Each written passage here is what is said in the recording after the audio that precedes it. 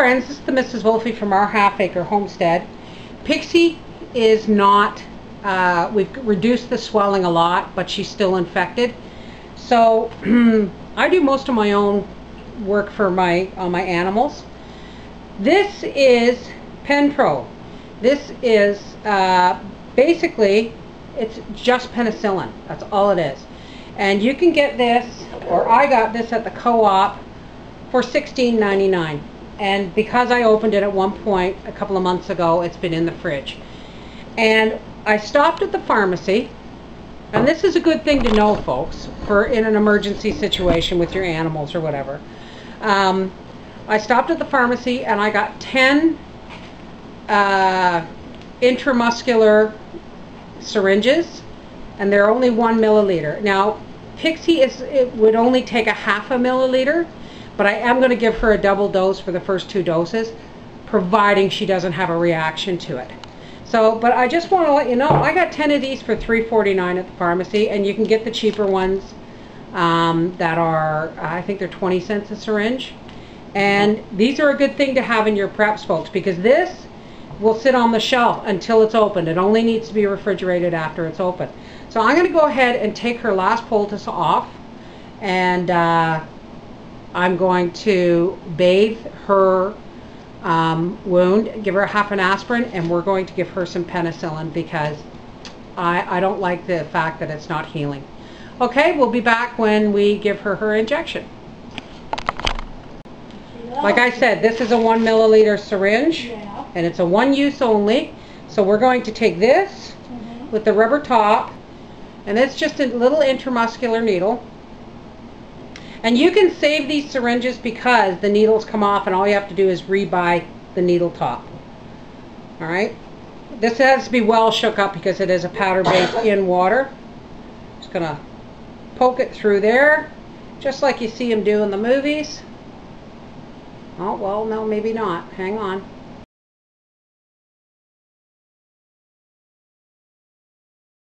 As you can see, the swelling's gone.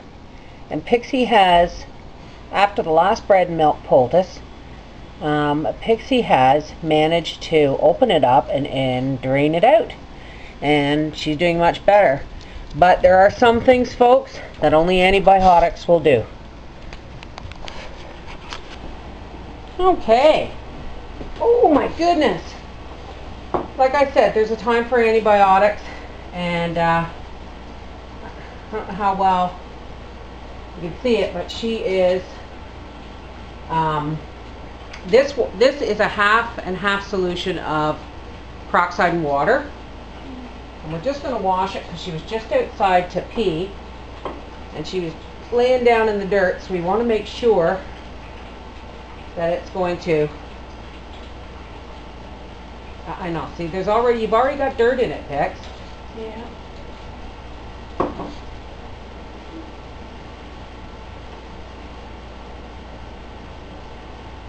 Already got it dirty, but I don't want to cover it up now because Mother Nature is gonna let the air at it so that she can keep licking it until it is completely drained.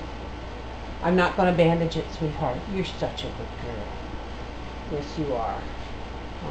Oh, yeah, you got dirt in it, you dope. Yeah. You got dirt. Oh, you got dirt in it. I'm sorry. Let's give it one more little rinse. She has, this was a bulb of infection this morning, like a blister.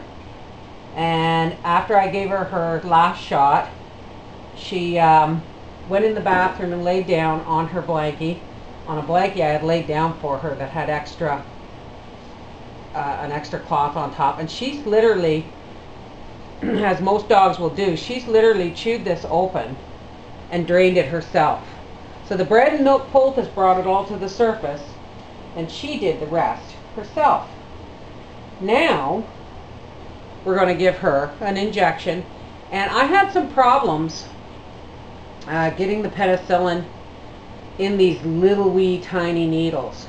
So what I did was I just took some of the penicillin out, put it, the amount I needed for her, put it in a little egg cup, added distilled water, or an equal amount of distilled water, and then I just pulled it up inside. So this is going to inject really easy, and the reason I know this is because I've done it a couple of times already. But we're going to continue to give her injections of this penicillin. Now, like I said, this is the veterinary penicillin you can buy at any co-op. At least you can here in Canada. And I got these needles, the correct size needles, from the pharmacy. So we're just going to swab a little area with alcohol. I'm doing this is an intramuscular injection, so it's got to go into the muscle. And when you inject, if for any reason you put it in, you push, you pull back a little bit. If you get blood, try a new spot. This is for muscles, not for veins. All right, we go. I had to get a larger needle to get the stuff out of the bottle, but I'm still using this little 1/2 inch. We just want to pinch till we find a muscle, and we go boom like that, and she's really good. Inject, pull back, no blood, and then slowly inject. Good girl. Good girl, darling. Yes, you are. Anyway, this is the Mrs. Wolfie from our half-acre homestead saying, yes, home remedies are really, really important. But sometimes an infection will go really bad, and to avoid blood poisoning or gangrene, you are going to need antibiotics. Take care. She's feeling so much better. Do you forgive me? Yes. Forgive me for all the poking and prodding. You're a good girl. I also wanted to say thank you to everybody for all the love and support you sent when our chickens got killed.